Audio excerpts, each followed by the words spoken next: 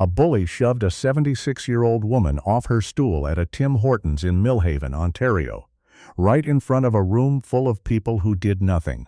He laughed. He actually laughed. He had no idea her son was a Navy SEAL, and he had no idea that son had just walked through the door. Before we begin, tell us where you're watching from, and if this story moves you, please subscribe. There are more to come. The town of Millhaven sits on the eastern shore of Lake Ontario, 40 minutes north of Kingston, where the highway narrows to 2 lanes and the world slows down enough to breathe. October had arrived early that year. The maples along the main road had already turned, rust and gold, and a deep burning orange that caught the morning light and held it. Frost came before dawn. By 8 o'clock it had melted into silver droplets on the grass, and the air carried that particular Canadian smell: lake water, wood smoke, and something clean underneath it all. June Halloran loved that smell. She had told her daughter so just last week on the phone. "It smells like your grandfather's house," she had said. "It smells like home." June was 76 years old, with white hair cut short and practical, and the kind of quiet dignity that comes not from having had an easy life, but from having survived a hard one. She had raised 2 children mostly alone after her husband, Warren, passed. Her son from a difficult pregnancy. Her daughter through a school system that had never quite understood the girl's intelligence. She had worked 23 years at the post office. She had buried her husband, her sister, and her best friend of 40 years. She had kept going. That was the thing about June Halloran, she always kept going. Her son, Mitchell, had recently rented a small cabin for her on the south edge of town, right where the tree line broke and you could see the lake through the pines. A gift, he called it. A few weeks to rest. She had protested, "I don't need to rest, I need something to do," but he had been firm in that quiet way of his, and eventually she had agreed. She pushed open the door of the Tim Hortons on Garrison Road at 8:30. A bell chimed. The warmth hit her immediately, that familiar smell of coffee and baked goods that Canadians carry in their bones from childhood. The place was busy. A lineup at the counter, half the tables taken, the flat screen in the corner, showing the morning news with the volume low. Behind the counter, a young woman named Petra moved with the practiced efficiency of someone who had worked too many early shifts. She was 23, with her dark hair pulled back, and the tired eyes of a person putting herself through college one double-double at a time. She noticed June come in. She offered her a quick, genuine smile, the kind that costs nothing and means everything. "Morning." "Just yourself?" "Just me," June said. "Small table by the window if you have one." She did. June settled into her chair and folded her hands around her coffee when it came. She looked out at the street. A young man across the road was adjusting a video camera on a tripod. A travel blogger, she guessed, one of those ones who made content about small-town Canada. He had a beanie and a bright orange jacket and the particular energy of someone having the best day of his life. She watched him work and felt something settle in her chest. Peace. That was the word. She had forgotten what it felt like. It did not last long. The voice came from 2 tables over. Loud, expansive, filling the room the way a bad smell fills a room, everywhere at once. "Well, look at that. Prime window real estate going to someone who's just going to nurse one coffee for an hour." June did not turn around. The man's name was Dale Vickers. He was 54 years old and built like someone who had once been physically powerful and had spent the last decade eating that memory. His face was red, permanently. The way some men's faces go red when they spend too long being angry about things that are not worth being angry about. He wore a canvas jacket with his company name on the back, Vickers Property Solutions, and he had the lazy, entitled posture of a man who had never in his adult life been told no by anyone in this town. Dale Vickers was not from Millhaven originally.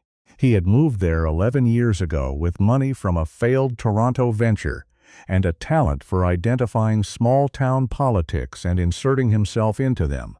He was, in the specific language of small Ontario towns, connected, meaning he knew which councillors drank where, and which ones had debts they preferred, stayed quiet. He was sitting with 2 men who worked for him, and they laughed on cue when he spoke the way men laugh, when they are afraid not to. June turned one page of the newspaper she had brought.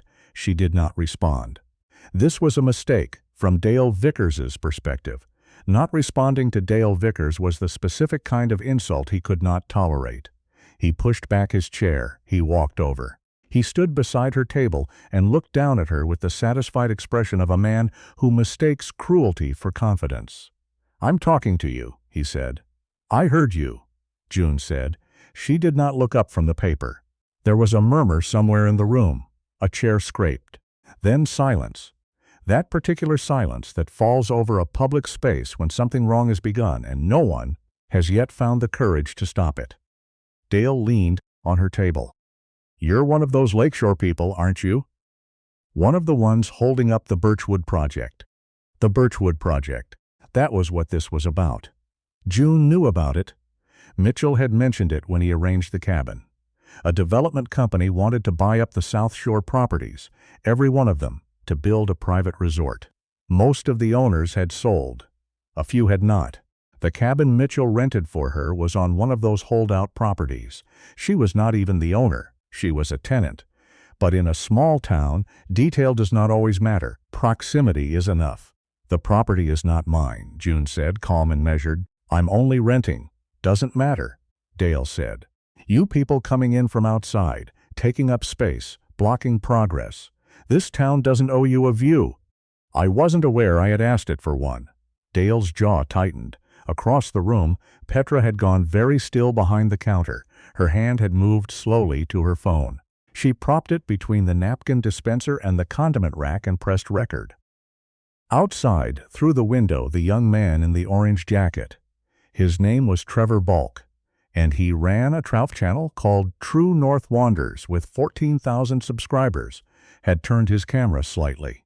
He had been filming the facade of the Tim Hortons for his B-roll. Now he was watching the scene inside with growing unease, his finger hovering over the zoom. Dale pulled out the chair across from June and sat down without being invited. "Let me be straightforward with you," he said, dropping his voice to the performative version of a reasonable man. "The people who own that property are going to sell. It's going to happen. The only question is whether the people associated with it make things difficult in the meantime." He let the word difficult sit there. He let it mean what he wanted it to mean. "My advice? Enjoy your coffee, pack your bags, and encourage whoever you know to make the smart choice." June set down the newspaper. She looked at him directly. "I will not be doing that," she said. "And I would like you to leave my table." Something went through Dale Vickers's face. It moved fast, embarrassment, rage, and the particular ugliness of a man who has never learned to feel shame without converting it immediately to aggression. He stood up. He grabbed the edge of her table, and he shoved it. The table hit June on the forearm. Her coffee went sideways. The ceramic mug hit the floor and shattered. Hot coffee spread across the linoleum in a dark fan shape, a few drops catching the back of her hand, and June gasped. Not from pain, but from shock, from the sudden violence of it, from the way the world had lurched. She reached for the table to steady herself. Her stool tipped. Dale's hand came out. It caught her on the shoulder, not a slap, but a shove, deliberate and hard. And June Halloran, 76 years old, went down. She hit the floor on her side.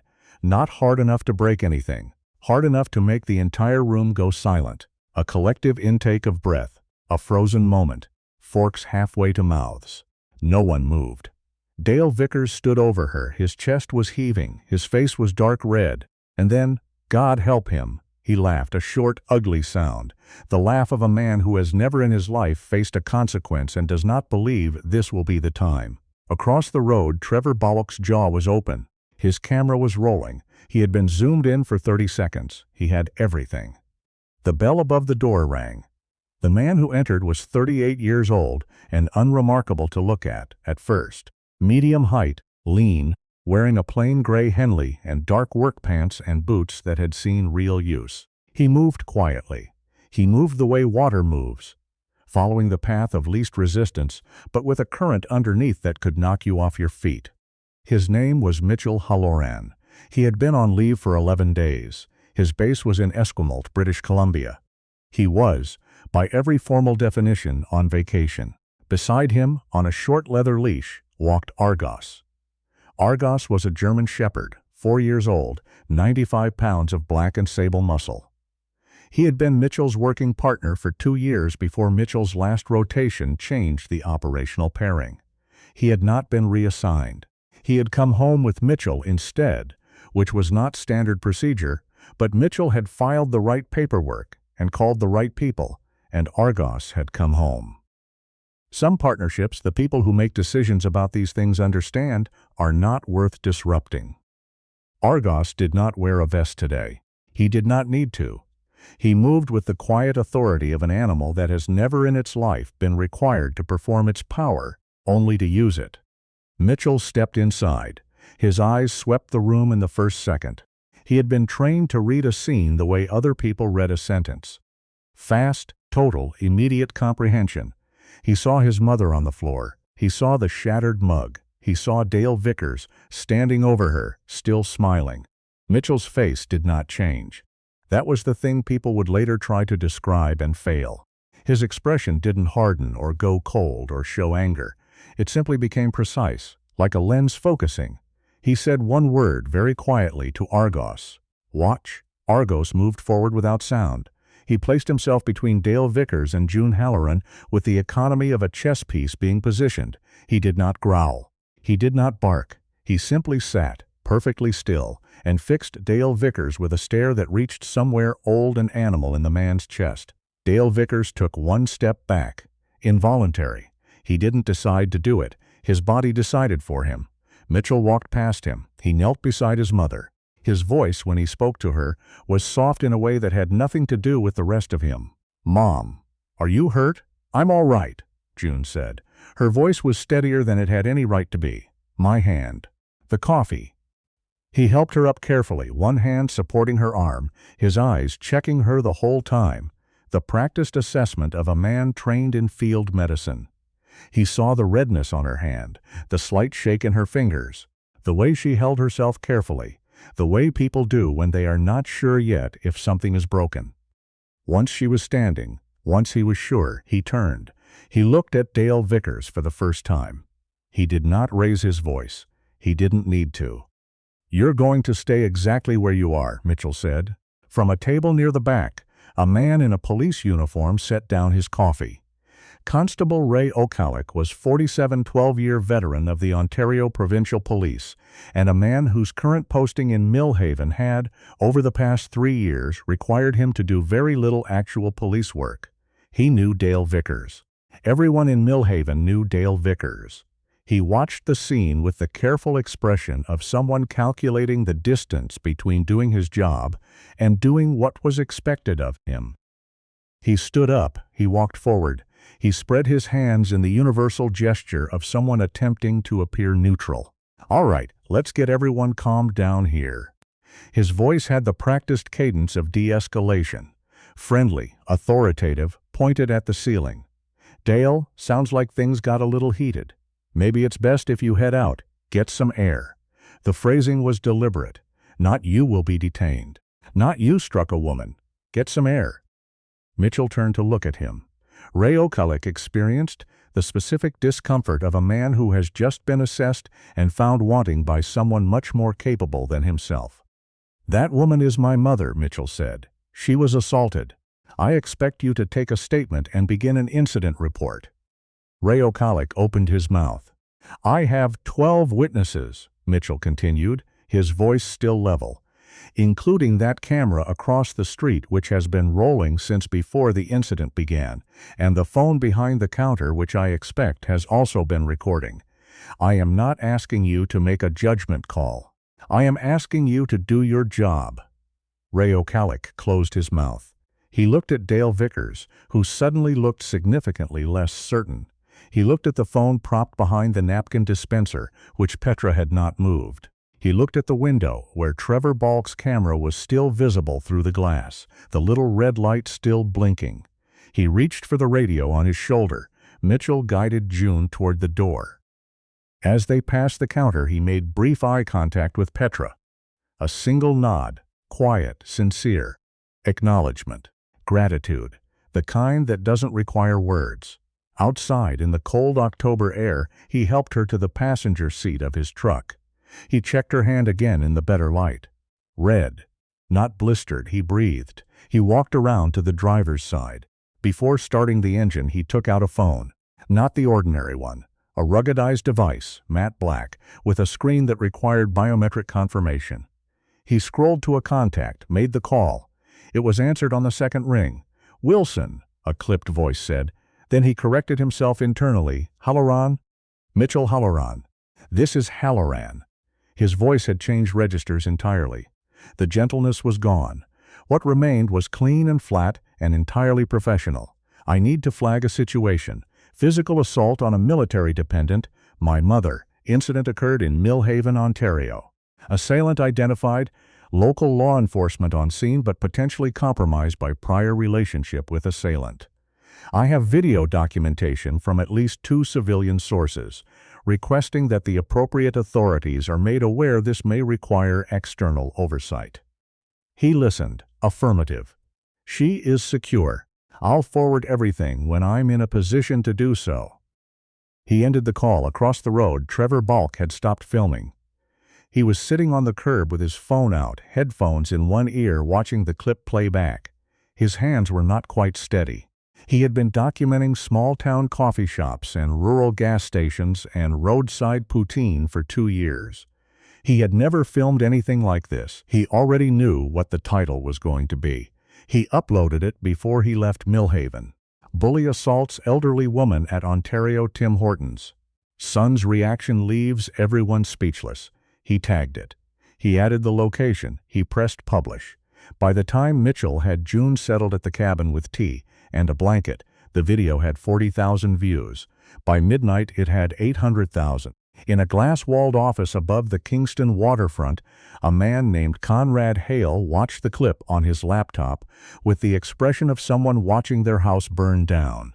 Conrad was 51, silver-haired, the kind of handsome that photographs well and means nothing in person.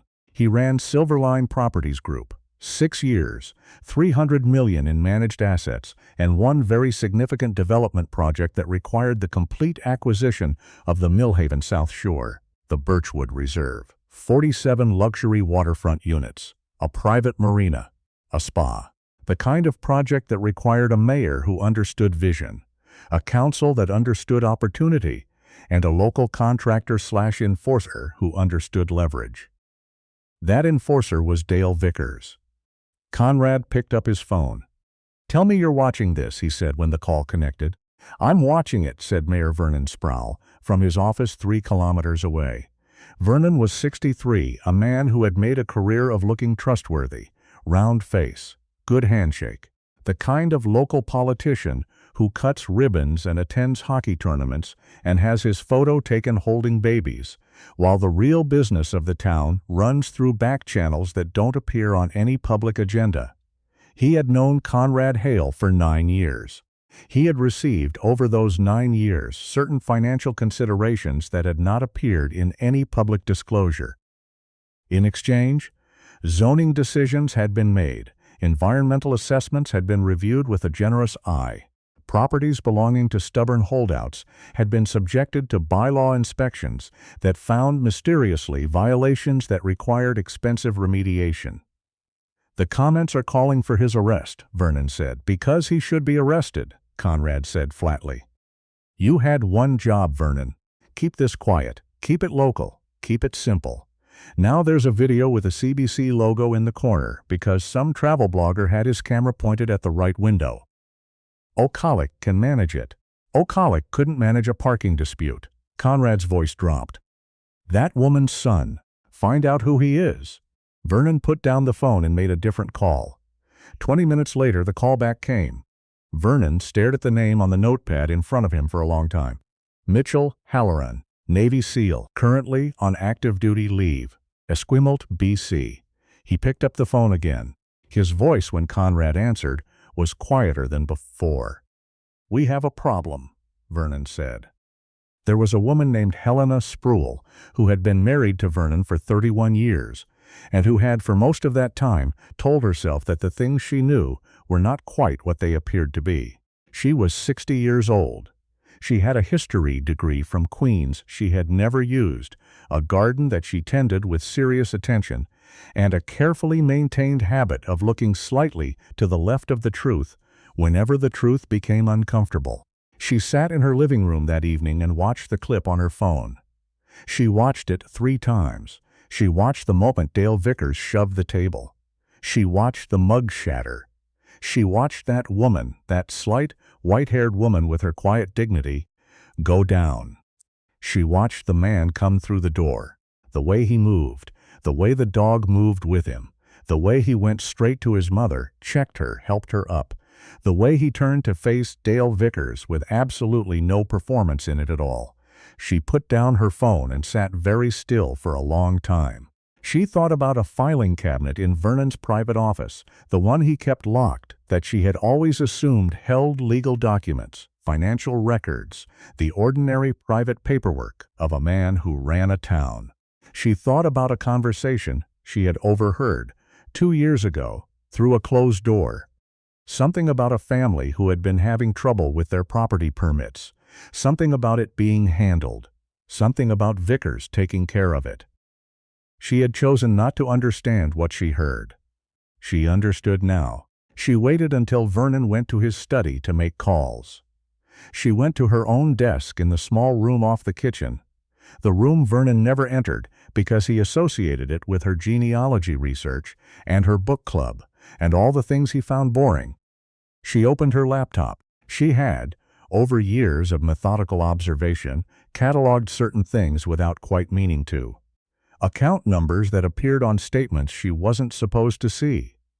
Meeting dates written on a calendar left carelessly open. The name of a numbered company, written on a post-it that had fallen behind the printer. She had not known why she kept these things. She knew now. She began to type. The call came to Mitchell's encrypted phone at 11:43 p.m. "My name is Helena Sproul," the voice careful, measured.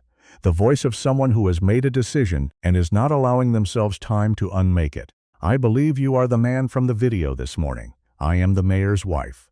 I need to speak with you. Not on this phone. In person." Mitchell said nothing for a moment. "How did you get this number?" "My husband's contact list. He doesn't know I'm calling. He won't know." A pause. "I know what that sounds like. I know why you'd say no. I'm asking anyway. There is a cafe on Harbor Road, the glassworks on the corner. Can you be there at 7 tomorrow morning, before it fills up?" Mitchell looked across the room at Argos, who was lying beside June's chair, his chin on his paws, watching him with patient brown eyes. "I'll be there," he said. He was careful not to mention it to June that night. He checked the locks. He placed a small sensor at the front door and the window beside it. A precaution, nothing more. He sat with Argos on the back step for a while, looking out at the lake, the water black and smooth, the far shore a dark line under a salted sky. He did not sleep much. He did not need to. The Glassworks was a narrow cafe with exposed brick and handwritten menus, and the particular atmosphere of a place that has become a local institution without trying to. At 7 in the morning it was mostly empty. 2 students at laptops, a man reading a newspaper. Helena Sproul was already there when Mitchell arrived. She sat at a corner table, her hands folded around a mug, and she looked like a woman who had spent the night making peace with something. He sat down across from her. Argos settled at his feet, alert but still. Helena looked at the dog, then at Mitchell. "I owe your mother an apology," she said. "I owe this town an apology. I have known for years that things were wrong. I told myself it wasn't my business." She paused. "That woman on the floor of that coffee shop, that was my business." She reached into her bag. She placed a USB drive on the table. "Everything is on there," she said. "The offshore accounts, the transfers to Vickers, the recorded call where my husband and Conrad Hale discuss a family being pushed out of their home by bylaw harassment. There are emails. There are scanned copies of checks paid to a numbered company that traces back to Vernon's brother-in-law." She looked at Mitchell steadily. "I have the passwords. I have written them on a piece of paper inside the drive. The important files are in a folder called Cleanup, which is what Conrad called the project in his messages. I found it ironic. Mitchell looked at the drive for a long moment. He picked it up. Are you safe? He asked. He doesn't know I have it. He doesn't know I called. She looked out the window at the empty morning street. I have a sister in Ottawa. I think I will go visit her. Mitchell nodded once. That's a good idea. Do it today. He called his contact before he reached the truck. The federal response was not loud. It was not dramatic. It arrived in Millhaven the way a cold front arrives, gradually and then all at once. 2 RCMP vehicles, unmarked, were in position by 6 the following morning. They had worked through the night. The USB, cross-referenced with existing investigations into Silverline Properties Group in 2 other provinces, had produced what investigators described, in the dry language of warrants, as substantial corroboration of an ongoing pattern of conduct. Conrad Hale was arrested at his Kingston office at 7:40 a.m. He was in the middle of a phone call with his lawyer when the door opened. He looked at the officers in the doorway and said nothing. He was a man who understood in that moment that every word from here forward would be used against him, and so he used none. The warrant for Vernon Sproul's arrest was executed at 8:15. He was at home. He saw the vehicles from the kitchen window and went very still. He thought for a brief moment about the filing cabinet in his office. He thought about what was not in it anymore. He understood what had happened. He sat down at his kitchen table, folded his hands, and waited for the knock. Ray O'Culloch was suspended pending investigation by 9 a.m. He had made 4 calls in the 24 hours following the incident at Tim Hortons, 2 to Vernon Sproul, 1 to Vickers, 1 to Conrad Hale's assistant. The RCMP had records of all 4. Dale Vickers was arrested at his property office on Garrison Road. He came outside when he heard the vehicles, presumably believing he still had the kind of standing that causes situations to resolve in his favor. He did not. He was cooperative in the way men are cooperative, when they realize they have been abandoned by every person who might have helped them, and that they are now standing alone with the specific consequences of their choices. The video of his arrest, filmed by Trevor Balk, who had positioned himself on the street with his camera at 7 a.m. on the instinct of someone who understands that a story is not over until it is over, reached 1 million views before noon. There are moments, sometimes, when a community becomes aware of itself all at once. When the thing that has been quietly wrong for years is finally named, and in the naming of it, people look at each other and realize they had all known. They had all stayed silent. And now they don't have to. Millhaven was like that in the days that followed. The first thing that changed was small.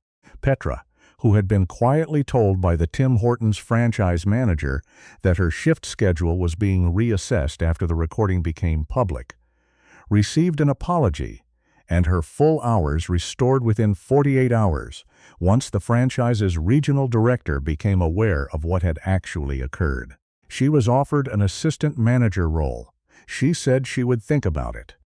Trevor Balk, who had expected nothing more from his Millhaven footage than a moment of viral notoriety, found himself with 600,000 new subscribers and 3 interview requests from national media. He also found in his comment section a message from a property lawyer in Kingston, asking whether he would be willing to provide his original footage as evidence. He said yes immediately. The families who had sold their South Shore properties under duress, 3 of them, all in the past 2 years, received letters from the Provincial Attorney General's office informing them that their transactions were under review and that restitution proceedings had been initiated. It would take time. The law takes time, but it had begun. At the town meeting called by the newly appointed interim administrator, a calm, precise woman named Dr. Wendy Atchison, seconded from the province. The community hall was so full that people stood along the walls. Dr. Atchison ran the meeting without theatrics. She laid out a timeline. She answered questions directly. She did not promise things she could not deliver. At the end of the formal portion, the floor opened for comments. Dale Vickers was there. He walked in from the back, and the room went silent, the way rooms go silent when something unexpected happens. He was thinner than he had been. He had the look of a man who had slept very little and thought about very much. He walked to the microphone. "My name is Dale Vickers," he said. He didn't look at the room, he looked at the microphone, or perhaps at something beyond it. "I was asked by my legal counsel not to speak publicly.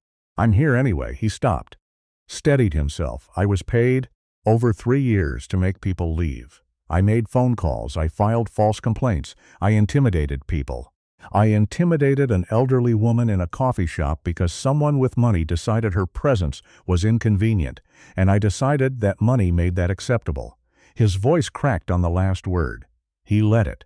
It wasn't acceptable. None of it was. "I have cooperated completely with the RCMP and the Attorney General's office. I will plead guilty.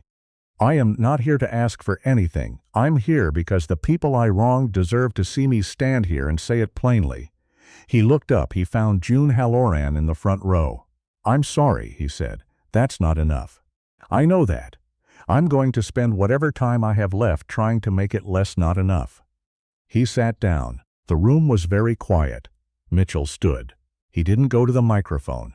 He spoke from where he was, and the room was quiet enough that he didn't need to. "What you did was wrong," he said to Dale. "That's not in dispute. What comes next is—" He looked out at the room, at people he didn't know, in a town he had only visited, in a community he had stumbled into by coincidence and stayed in by choice. This town didn't fail because one man was greedy. It failed because enough people knew something was wrong and decided it wasn't their problem. That changes or it doesn't. He paused. "I think it changes." A sound moved through the room. Not applause, something quieter. Agreement, perhaps, or the sound of people deciding. June stayed another 3 weeks. She had planned to leave at the end of October. She didn't. She joined the newly formed Citizens Transparency Committee, a body Dr. Atchison had established to provide civilian oversight of the town's contracting and development decisions. It met on Tuesday evenings in the community hall, and June attended every one. Sitting in the third row, with a notebook and a thermos of tea, asking questions with the patient precision of a woman who has had 76 years to learn what a straight answer sounds like. Mitchell stayed too, longer than his leave technically permitted. He made some calls. Some paperwork got adjusted. Nobody asked questions. He helped Petra's father repair a fence on the South Shore property that Vickers's crew had damaged 2 winters ago. He split wood for an older man on the next road over whose back had prevented him from doing it himself. Goss, who was used to purposeful movement, adapted with the pragmatism of a working dog. He patrolled the property line at dawn. He learned to lie under June's chair during committee meetings. He became known, in the way that dogs sometimes do, as the real constant in a situation that had too many variables. Children who passed June's cabin on the way to school began to stop. Not because they were told to, just because Goss was usually on the step, and Goss, who had been trained to assess threats with perfect calm, applied the same calm to 7-year-olds. He accepted their hesitant hands with a gravity that made them feel, somehow, that they had been trusted with something real. He was not a symbol, he was just a dog. But sometimes a dog, in the right place at the right time, is exactly what a community needs to look at to remember what they're trying to protect. One evening, late November, the lake already gray and cold, the maples stripped to their bones, Mitchell and June sat on the cabin porch. The sky to the west was still pink at the edges. Goss lay between them with the proprietary contentment of an animal who has decided this is home now. "This wasn't the trip you planned," June said. "No," Mitchell said. "Are you sorry it happened the way it did?" He thought about it honestly. Not the way he would have answered 2 months ago, when the answer would have been automatic. He thought about Petra's face when the offer came through. He thought about the family who might get their property back. He thought about Helena Sproul, who was in Ottawa now, who had sent a brief, careful email saying she was well and that she was sleeping better than she had in years. "No," he said. June nodded. She looked out at the water. "Your father would have liked this town," she said. "He always said the best places are the ones that have to earn themselves back." Mitchell said nothing. He reached down and put his hand on Argos's back, and the dog's tail moved once, slow and certain, against the old wooden boards of the porch. The last of the light left the water. The first stars showed.